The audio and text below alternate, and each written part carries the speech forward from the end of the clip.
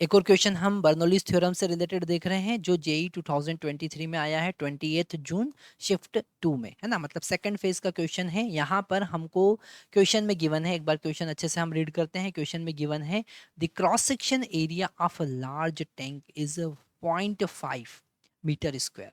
Okay, it has a narrow opening near the bottom having cross section area 1 centimetre square. तो यहाँ पर हम ये सारे पैरामीटर लिखते भी जाते हैं। यहाँ पर आपको क्वेश्चन पढ़कर उसके पैरामीटर याद रखने का प्रैक्टिस करना पड़ेगा, है ना। एक बार में क्वेश्चन पढ़ लें और पैरामीटर याद रख ले। तो यहाँ पर कैपिटल ए का वैल्यू हमारे पास में 0.5 मीटर स्क्वायर आता है। ओके, और स्मॉल ए छोटा जो नैरो ट्यूब है उसका क्रॉस सेक्शन एरिया कितना है, 1 सेंटीमीटर स्क्वायर।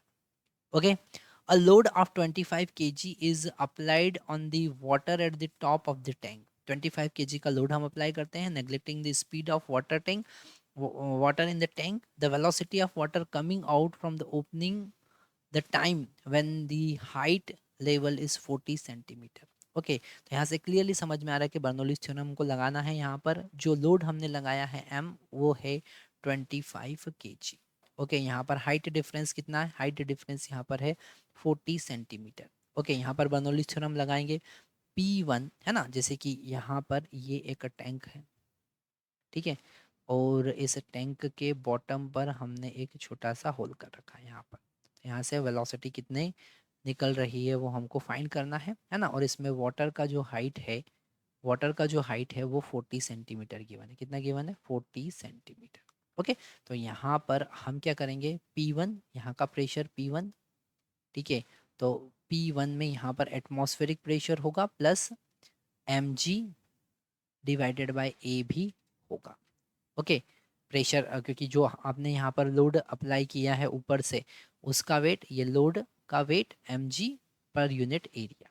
ओके, तो एटमॉस्फेरिक प्रेशर के साथ में ये भी होगा प्लस यहाँ पर काइनेटिक एनर्जी जीरो है पर पोटेंशियल एनर्जी है। उन्होंने कहा है कि उसका वाटर का जो वेलोसिटी उसको जीरो कंसिडर कर सकते हैं, है ना। लिखा है ना यहाँ पे, applied on the water at the top of the tank neglecting the speed of water in the tank. तो यहाँ पर उसका यहाँ का जो वेलोसिटी है उसको जीरो कंसिडर कर सकते हैं। तो यहाँ पर हमने जीरो कंसिडर कर लिया। तो 1/2 रो जीरो का स्क्वायर।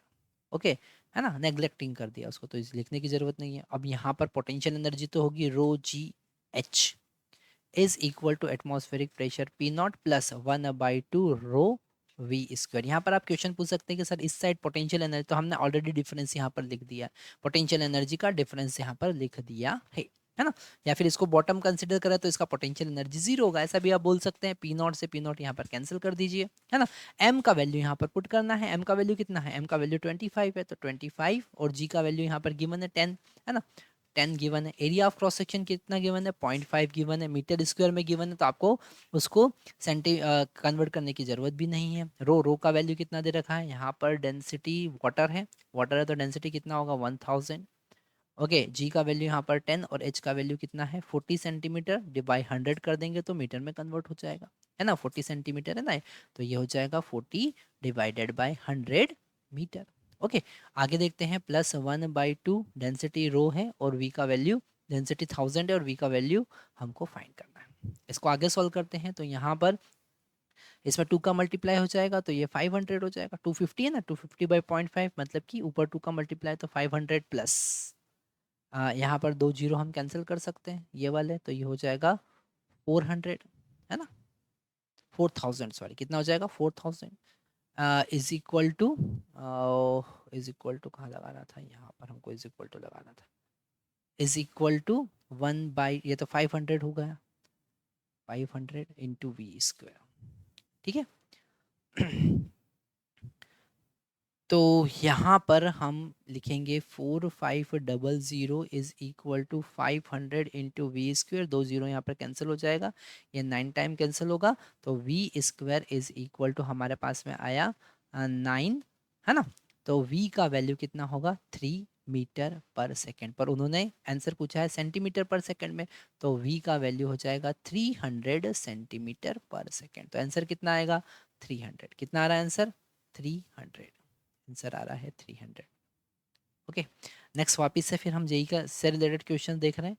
तो अभी हम बर्नौलीज इक्वेशन की बात कर रहे हैं और हम वन बाय वन जेई से में आए हुए उससे रिलेटेड क्वेश्चंस देख रहे हैं। यहाँ पर हम जितने भी कॉन्सेप्ट है, जितने भी फार्मूले हैं, वो जेई के न्यूमेरिकल पीवाईक्यू की हेल्प से ही स्ट्रॉन्ग करते जा रहे हैं। तो आपको एक भी लेक्चर मिस नहीं करना है। हो सकता है कि आप ऐसा कहें कि ये जेई का क्वेश्चन है और अभी हम सॉल्व नहीं करेंगे, पर आपको अभी ये क्वेश्चन सॉल्व कर लेना है ताकि हमको क्लियर हो जाए कि हम किस टाइप के क्वेश्चन आगे ज़्यादा प्रैक्टिस करना पड़ेगा।